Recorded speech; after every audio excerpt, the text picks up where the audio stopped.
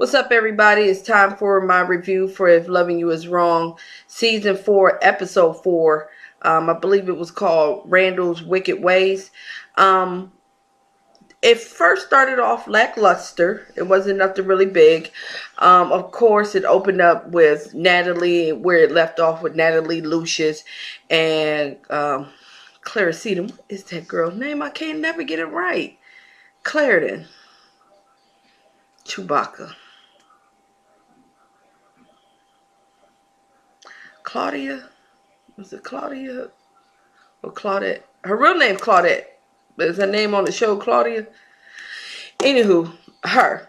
So she's standing there with Lucy. She's putting her number in the phone. Blah blah blah blah blah. Natalie's there. She got the plate. She was like, "I don't think that's a good idea. You're gonna die slowly. I'm gonna take that pretty Brazilian Malaysian hair out your head and slap you in the face with it. Like I'm about that life. I got 4 or 5 kids. He got a job. Like it's about to be the Hunger Games out here if you keep trying to step up to my man." Which is showing Lucius that Natalie cares, but it was like a little bit too late because you just sat there and told him, "Get the hell on. I don't want you. Leave me alone. Like I'm through with you. Deuces. Die slowly. Kick rocks." Natalie, so that scared Claudette, Clara Seaton, Kasha, whatever her name is. I'm tired, y'all. Excuse me. I'm sleepy. I'm working on 2.5, maybe 3 hours of sleep. So I'm gonna be as quick as possible. Yeah, I'm looking at my timer right there. So, anywho, so she leaves. I thought she was leaving, but I guess she didn't leave. She just went back into the 911 dispatch section. Whatever. I like how Natalie said, "And that's how you dress." Like, is that how you dress to save people's lives? That's what we wearing now? Oh, okay. But she needed to say that to her homegirl because Esperanza wearing stuff like that too. Okay. But anyway, Lucy was like, "Look, I don't have time for this. You're getting on my nerves. Like, I'm not finna argue at my job." Like, that's one thing women, we need to stop doing. Black women especially. Don't show up to the man's job to sit there and argue with him. Luckily, she just came to bring him a plate because everybody know that's a way to somebody's heart. When you done effed up, he ain't got no place to live. He's staying in his damn truck. You gonna give him a chicken or a fish plate. Yeah, that'll make that man feel better. I'm gonna need them to do better with that. I needed a real apology. But she gave him the key in the long run, and she just said, "Just tell me it's not anything illegal." He told her it's not anything illegal. Excuse me, my allergies. Also, he was like, also, by the way, just to let you know, I shot the shit out of Eddie. For some reason, that turned Natalie on. That was sexy to her. She was like, "What? He got gangster ways. He shot Eddie with the vest on. Oh, he could have went to jail. Oh, and we ain't got no bail money because I ain't even got access to his money." Like, okay, Natalie. Like, well, I mean, that is kind of sexy to know that your man would shoot the hell out of somebody for you. Like, that is that he's protective. It's just gonna be real short. The next thing I want to talk about is Claudia or Claudette, whatever her name is, and Eddie. Like, I needed her to be more forceful with, "Get the hell out my face. I'm not trying to deal with you. I don't want to deal with you. No, no, no." And then Eddie just saying, like, Eddie needs to be chopped down. Like, he keeps getting away with so much stuff. Like, I don't even understand what's gonna wake him up. Like, he done been shot at. He done got shot. Everything is falling. Like, he done killed all. I don't care what nobody say. He done killed all of those rookies. Like, he done killed them all. They did something. He done killed them all. Okay. And I think the guy also, I don't know his name, the one that was like, "Oh, Pete's he's gonna live." I think he might have something to do with it, but I'll talk about that later. But anyway, so she's standing there. She's like, "I don't want to have nothing to do with you. Get the hell on." Like, but she wasn't doing it like that. She was doing it like, "Ooh, move. I don't want you. Don't look at me like that. Stop. No. What? You like my butt? No. Don't look at it. Don't look at my booty. Don't look at my booty in my tight dress. Don't look at my booty. No. I do squats. No, I'm not gonna go there with you. She wasn't acting like she wasn't interested. And then Esperanza, I don't get her. Like, do she want to be with Eddie? But she don't want everybody to know she want to be with Eddie. She don't even want Eddie to know, because she was like mad jealous that he was trying to get at her. And then when he was like, "Oh, you still want that number?" She just looked like, I can't believe he said that. I would have been like, hell no, I ain't never asked for your number. I would have looked at Esperanza like, first of all, I'm going to need you to bring it down a notch. Second of all, don't nobody want his crazy ass but you. I'm trying to leave, okay? I got this daggone 19-hour weave in my head. My head is itching. My toes are curled up like this in the front of my shoes. Like, y'all didn't see that? Like, I'm going to need y'all to go back. Her toes, like, this was her shoe, and this was the toes. Like, they was leaving toe prints on the floor. Like, she was clawing her way out. Her toes was like, we got to go. We got to go. Her big toe about to pop off in them shoes. Okay? So she was tired. The girdle was tight, or the body magic, or the waist train, or whatever. She said, I ain't got time for all of this. She had the big old purse. She probably had her daggone lunch buffet in that damn purse. She was ready to go. But Esperanza had to come because she upset that now Eddie giving her time of day. Like, please, yeah, like, please, like, I'm too through with them. Then Alex and her kids. Okay, can I just say that was the most hilarious moment when the little girl was like, oh, mommy, how did he get a tan already? I told y'all last week that tickled me. And that little black boy, I was like, yes. He was about to say, there ain't no tan. That baby black. Like, he was about to say that. Like, his mama had to catch him real quick. Like, nah, don't say nothing. He's like, there ain't no tan. That baby black, son. Like, word is born. Like, that baby is chocolate. That baby is cocoa brown. And then the little boy was like, I'm not dumb, Mom. I already know what happened. The baby's brown because you had an affair with Mr. Randall next door. I heard you and Dad. Like, I ain't stupid. I know it's true because your baby Bayesian. My brother is Bayesian. Me and my sister pale. And now we got a Bayesian brother. Like, ain't nobody stupid, Mom. Like, we know, okay? And Dad, he from English Australia. I don't know where he from. I can't pick up on his accent. He's Scottish? Is he British? See, Australian, I can't figure out what his accent is. I really can't. I be trying to. I'm trying to figure out where Brad's from. I can't even pick the origin of his accent. Somebody help me out with that. So that part was funny when Kelly grabbed the bag. Boy, don't you got some homework? That's the first thing we go to. Don't you got some homework? It could be a Saturday. Ain't you got some studying? You got to do some homework or something? Snatch that boy up real quick. Let me talk to you. Let me talk to you for a minute. And her son, Alex son, like, look, Mama, we already know. And the little girl, I didn't think so. I thought he was lying. This little girl needs some help. I'm gonna need them to go get her tested because she seemed a little touch and special. Like, your daddy and your mama look the same, and then you and your brother. But then, how did he get a tan, Mom? He ain't get no tan, baby. I did something terribly wrong. I slept with Mr. Chocolate Man. What else?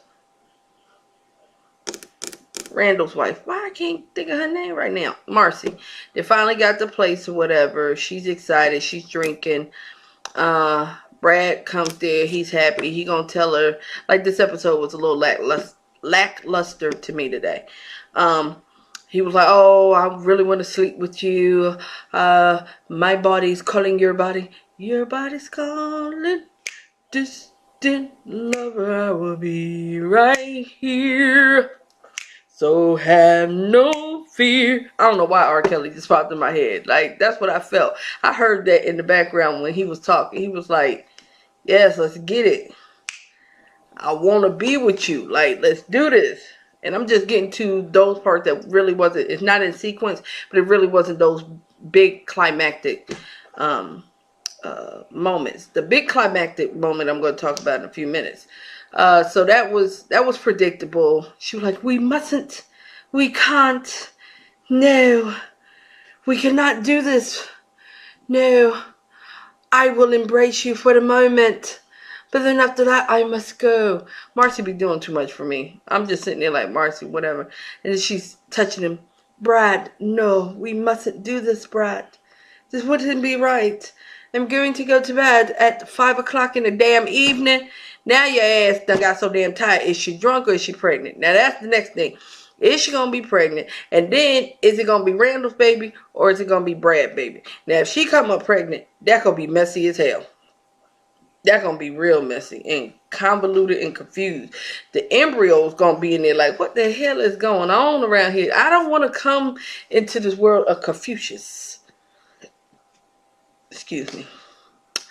What else? The biggest thing that happened was pretty much at the police station. So we found out Pete ain't dead. I thought little Pete Tink Tink was gonna be dead. Like I just knew it, but I guess not since he only got shot five times, and they have a bunch of thugs with glaucoma and cataracts, and they can't seem to shoot him because he only had 5 bullets. He only got shot 5 times. So they're happy that Pete's alive. Everybody acts suspicious. I thought that one guy that was sitting there telling something he'll watch people I thought he was on that dope. Like I don't understand why he always, every time he come into a scene, he just sweaty. Like why is he sitting there just sweaty? Just funky sweat. Just like he been outside mowing the lawn and listening to Leonard Skinner, Sweet Home Alabama. Like I don't understand. That's the most sweatiest, wet, sealed looking man. Anyway, he kept telling Lucius, I'm not going to tell you anything. But, I'm not going to tell you anything, but, you know, he reminded me of, y'all remember on, In Living Color, they had the woman that was in the windowsill, and she was like, hey, girl, let me tell you about him. But you ain't heard that from me. Like, that's how he was doing. How the hell you gonna sit there and you ain't gonna tell nobody nothing, but then you sitting there snitching the whole damn time? You telling. You might as well, and you doing it out in the open. You finna be dead, Sweaty Man. Sweat Man about to die. I don't know his name, but I'm gonna call him Sweat Man. Sweat Man about to die. Okay? Somebody gonna have to die. And then the little dude, he take orders from Eddie, and he was like, yeah, one hand Joe can do it. You gonna send a one-hand man to protect the cop that got shot by some gangsters on a bike, and he got shot in the ass. The hell kind of precinct is this? Is this the same one that was at Black Ink Crew and took 75,000 people to go up there and arrest somebody for some damn child support? I digress. I'm still in my feelings about that. I'm like, what the hell kind of police? And then Lucius is sitting there like, yeah, you can feel comfortable. Tell me. Go ahead. You should take him to the side, but like, man, let's go get something to drink. Let's not talk in here. Why are you talking in there? Like, I don't. Lucius is either doing his own investigation or him and the girl, copacetic, corduroy construction, whatever her name is. They are in cahoots together. They got to be working together and sitting there and under investigation. They got to be undercover, because even Esperanza asked her, she was like, I looked at your resume and it's exceptional. Why you don't know this stuff? You know this stuff because you're trying to play that role. But she failing, epically failing. And I know, we all know Eddie's trying to get close to her because he knows she's on the tape. Then the last scene was Randall, his mother, and then it finally came out. He set this whole damn thing up. When I was sitting there like, what the hell? I had never even thought about it like that. So he set it up. He preyed on Alex, because we got to make her the victim. Because this big, smart black man came and somehow got the little damsel in distress all hot and bothered and made her sleep with him and made him and made herself ovulate and made herself get pregnant.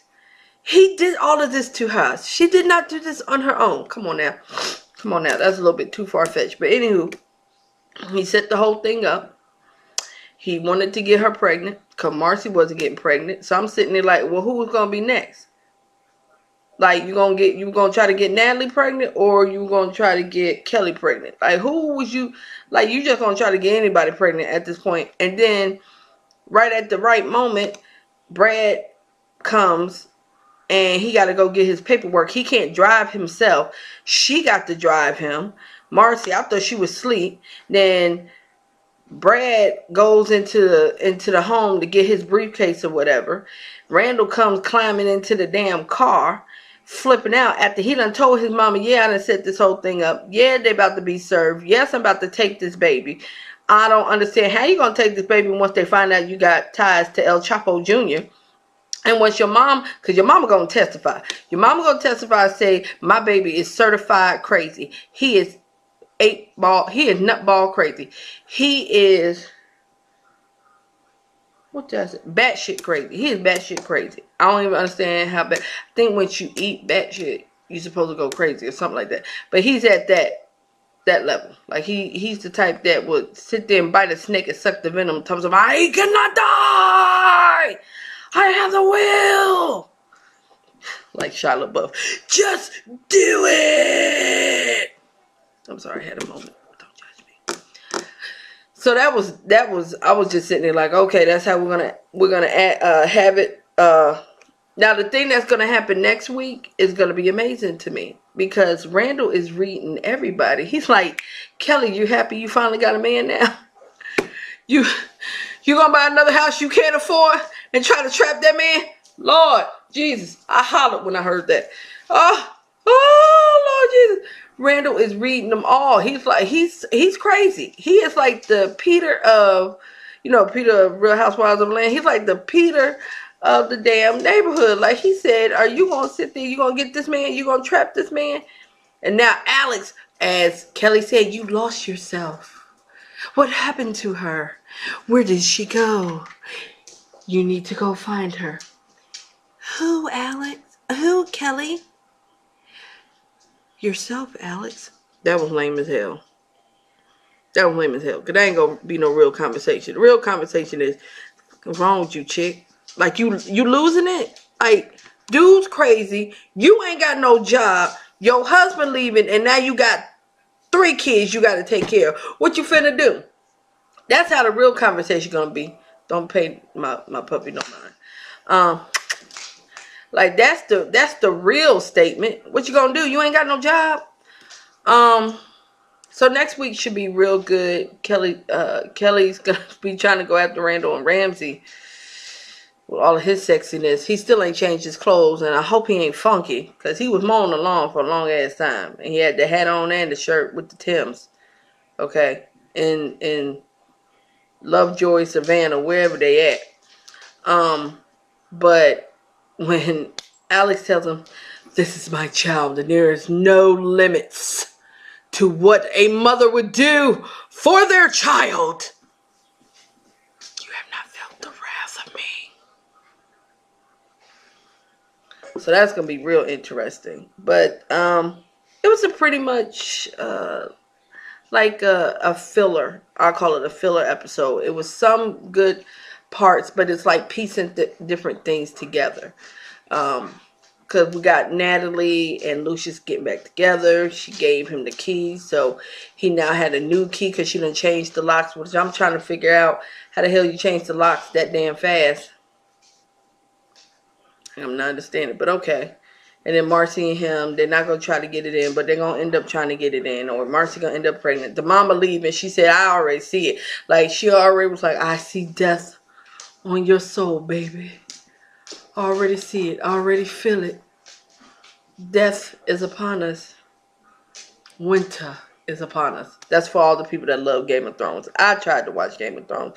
I'm sorry. I couldn't understand half the stuff that they was damn saying. It was like another language to me. I'm like, they speak in English? What the hell is they saying? Torin, you came for thy father, and thy father came for thyself. And thyself has smothered itself over you, and then sprinkled itself over the land. I'm like, what the hell? You talking about smothered chicken? Smothered pork chops or something? Like, I was so damn confused. I couldn't Kaliki, whatever, the dragon lady, that was awesome. But I couldn't. I had to stop. I was like, I have no idea the hell is this damn show about. I'm still damn confused. But that's it for me. Again, it wasn't much. It's a little short one this time. A little tired. But look out for next week's review. Also check out my review on Love and Hip Hop Atlanta and my review on Black Ink Crew. I'm thinking about maybe doing something talking about some newsworthy stuff. I don't know if I want to do it more on a serious note or if I want to do stuff more comical, more gossipy and stuff like that. Still deciding, and I'll let y'all know about that. But again, like I always say, please share, subscribe, like, comment. Thanks for checking me out. See you next week.